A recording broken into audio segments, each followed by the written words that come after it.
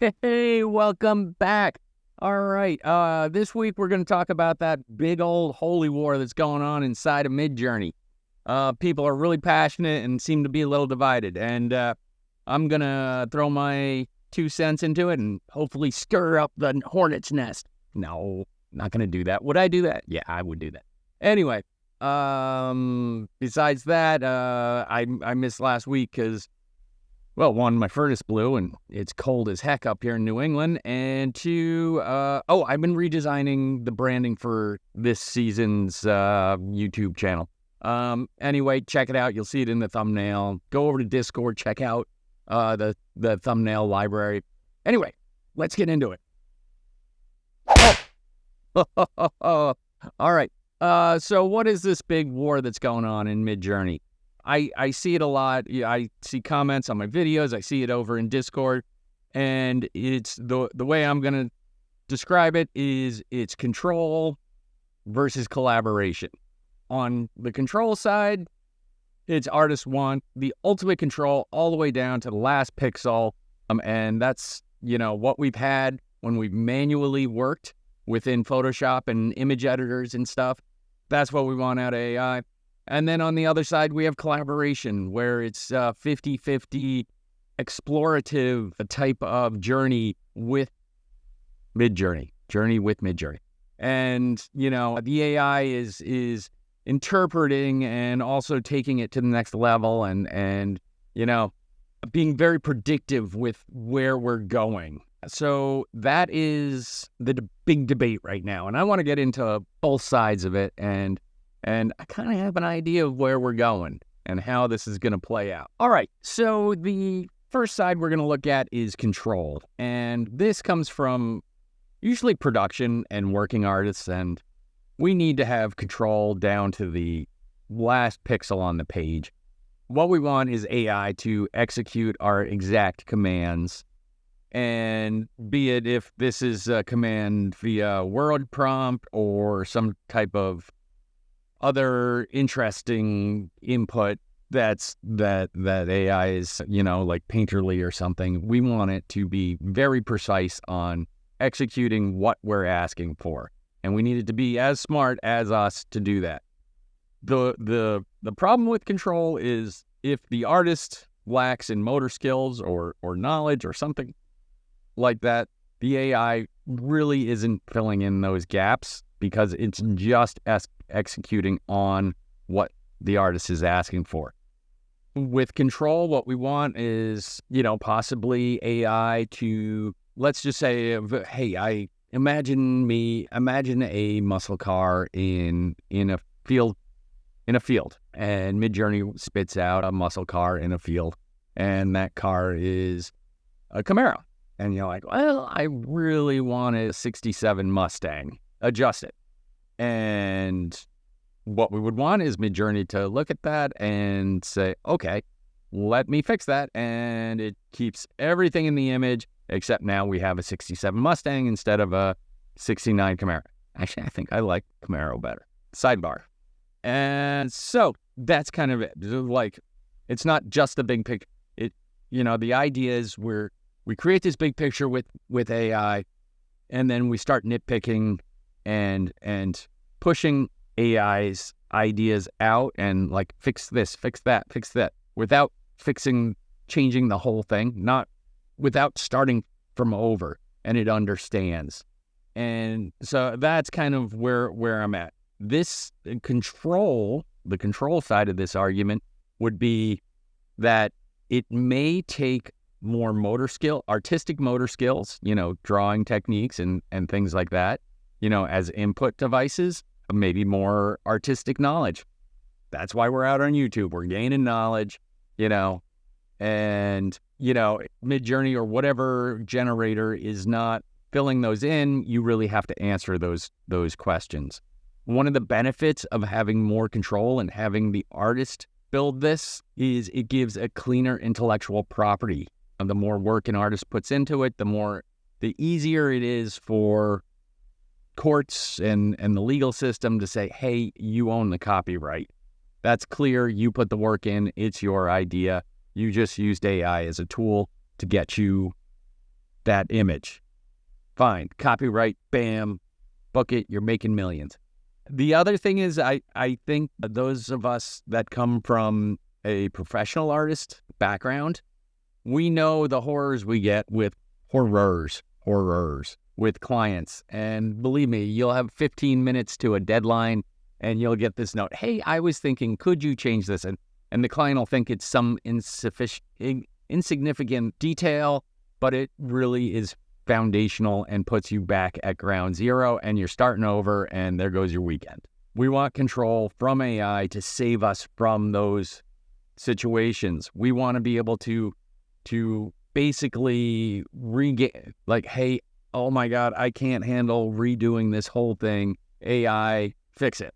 And that could be you're doing a painting of a house for somebody and the whole time they wanted a rustic farmhouse, and then you build this whole thing and beautiful, and then all of a sudden they're like, I really have liked this and I love everything about the picture, but I really want it to be Gothic Victorian Gothic.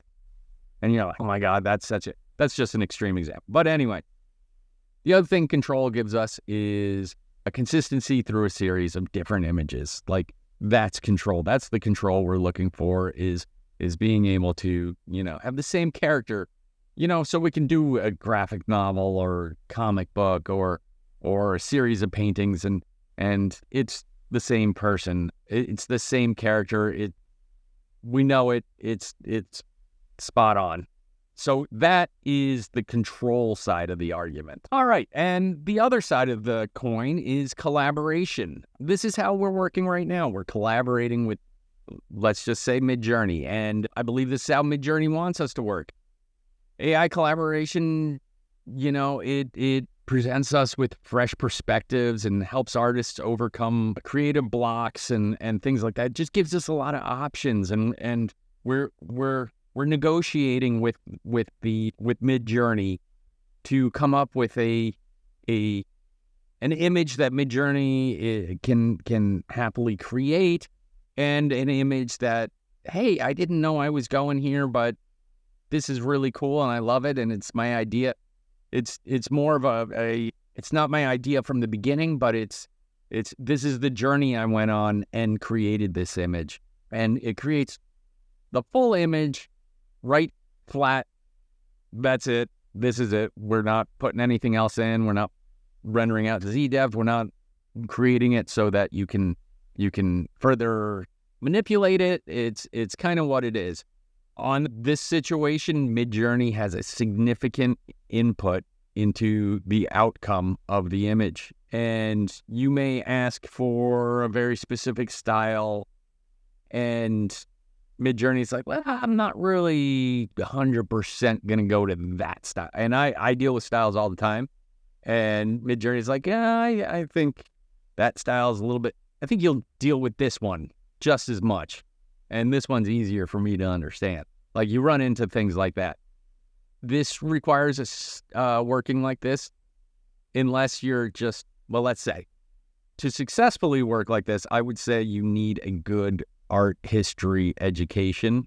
You kind of need to have a lot of stuff so that you can play in this world with it, Midjourney. And the technique to really get there is, instead of working one image to develop it, you're really remixing, re-rendering, bringing in other things and going down this path, but it can be hundreds of renders.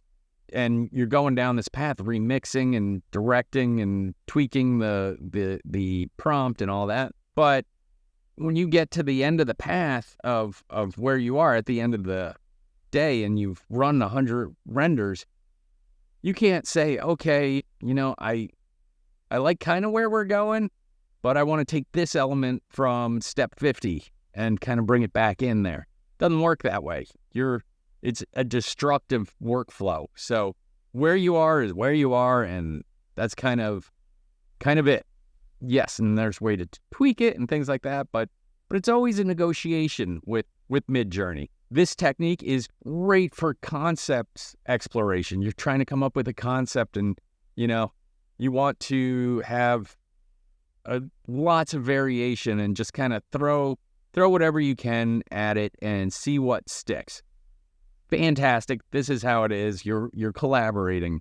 And I mean, it doesn't get any better than that. AI systems are contributing artistically. Okay, so with collaboration, and we're not at this point, but possibly in the future there can be adaptive learning, and AI systems can contribute and evolve and create more sophisticated outcomes. But we're not there, so that's kind of like future vaporware. Another great thing with a collaboration is efficiency and volume. You can put out so many ideas so quickly that it's mind-boggling, and they are getting more and more refined, but it's creating really beautiful stuff, but it's trying to figure out a way to describe this. It's giving you ideas of where the artist needs to take it. And if you're fine with what's come out of Midjourney, then you go with it. But if you need to tweak it, now this is your concept and you're going to go from there. The other thing that a collaboration is just phenomenal at is blending. I do this all the time. Like, you can blend two different styles. Let's say, hey, I want to blend, and it does it so nicely because in our heads, combining two, especially opposing art styles to create a new one, we don't know if we're taking 75% of this and 50 of that.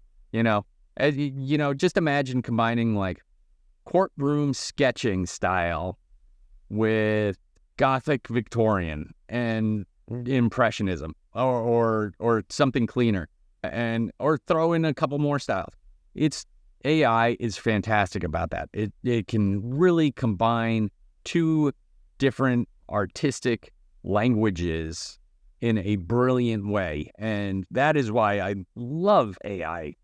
All right, so why is there a battle? Oh, I'm a coffee. I think it's each side is comfortable with their workflow and getting worked out that they want, and they think the other side is going to threaten that and take it away. If people that are really into having Midjourney be their collaborator feel that, hey, if they start putting more control in it, I'm going to lose my workflow. It's going to get more complicated. It's going to be hard to maneuver this, and I don't want to change. And the same goes the other. The control freaks want to basically, they're worried that, hey, if I can't manage my clients and deliver exactly what they want, then I can't use this tool, and it's going to get in my way. It'll seem fast, but it's if it doesn't take me to the end zone, it's not worth it. And I want to be a part of it. We're in a weird place. All right, so what's the solution to this? It's okay, Rob. You gave points. You seem to be leaning towards the control side. What's the thing? And I'm not completely to the control side. I think we're close to both of these need to exist. And I think we are close to that. I'll tell you. So I worked in visual effects for years and years and years, decades. And we had different packages. You had your 3D package, then your compositing package, and different artists work in different 3D packages. Some are Lightwave, some are Maya, some are Houdini. And then, you got to bring it into your compositor. And back in the day, we used to use Shake. Now everyone's using Nuke. And then after that, it goes into the editor, which is going to do color correction over the whole thing and match scenes, a lot of things.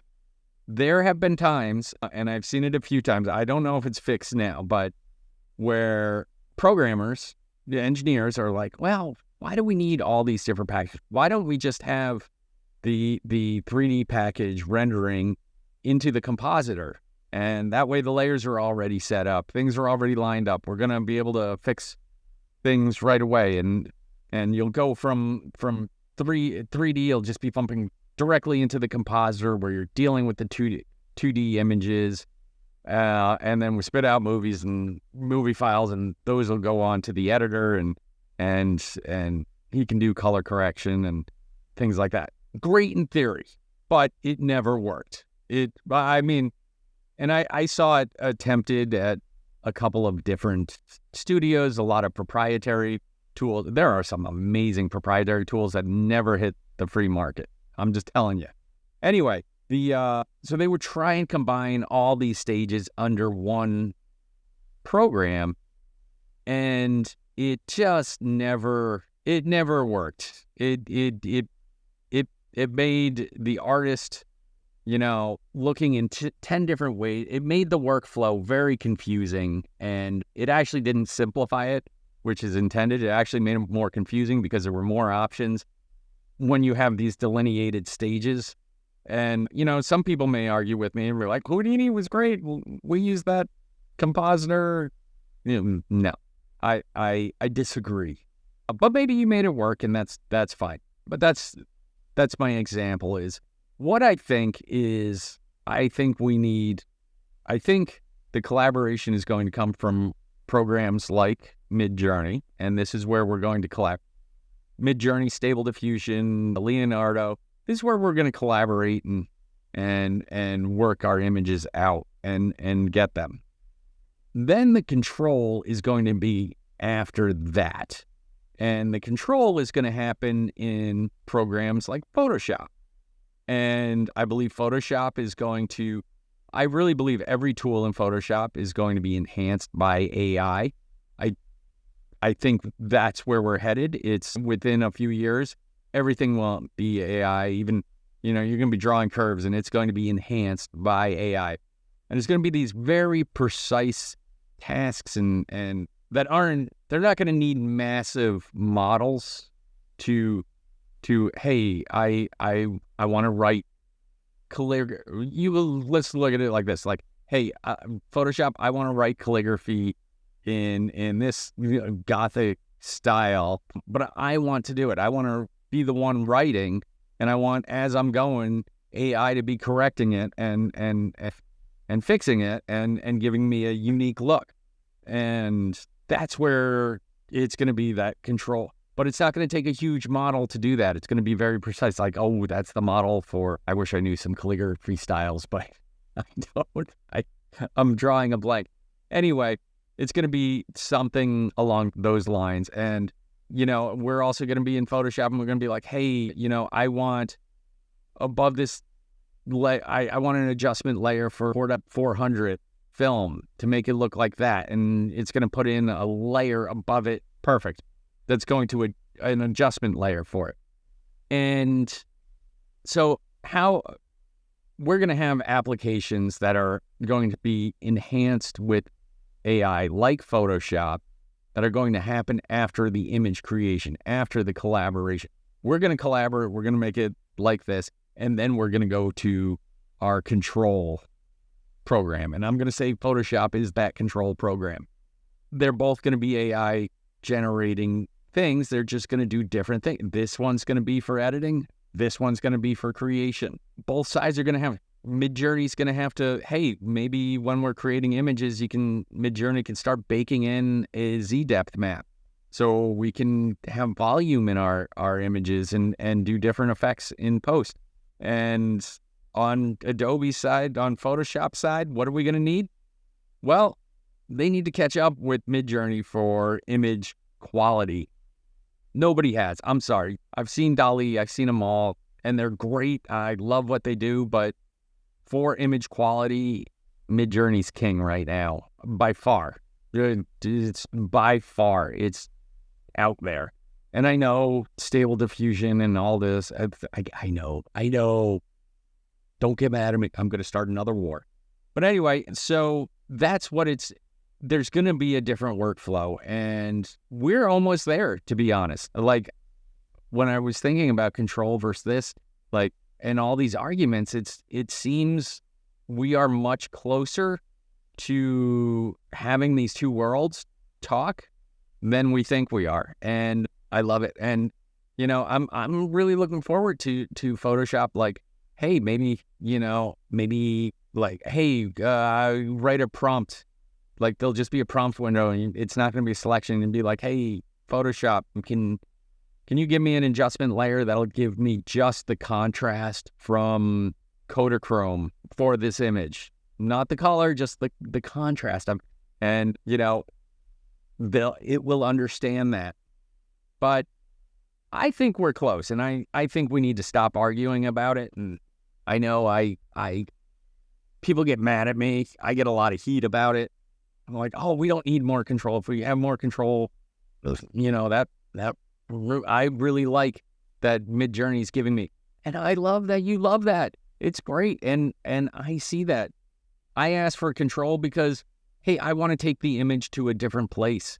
And I'm not getting there with the prompting. Sometimes prompts go stale. You can be prompting, and, you get 100 reruns into this thing, and all of a sudden it's just, no matter what you're doing, it's not really affecting the image. And then you spend a lot of time just trying to undo to get it to I hope you understand what that means. I think prompts going stale is one of the problems too. But anyway, that's my thoughts on it. Control versus collaboration. I think we're going to have both of these, and it's not going to be one or the other. All right. Well, thank you for joining me this week. I kind of babbled on here. I like to kind of dig in on these things. Join us on Discord. The conversation goes on all the time. And I'm glad we're having the conversation. Hey, we got to, put our input in there on where we want this technology to go and how we're going to use it. Again, when it comes down to it, I think we're very close to having refined pipelines for both of these workflows. All right. If you like me babbling on like this, give me a thumbs up. If you don't like me babbling on like this, hit the thumbs up button 3 times. That'll take it away from me. Like the video, comment, tell me I'm full of doo-doo. Comment, subscribe to the channel. Hear more of my doo-doo. And, all right. Until next time.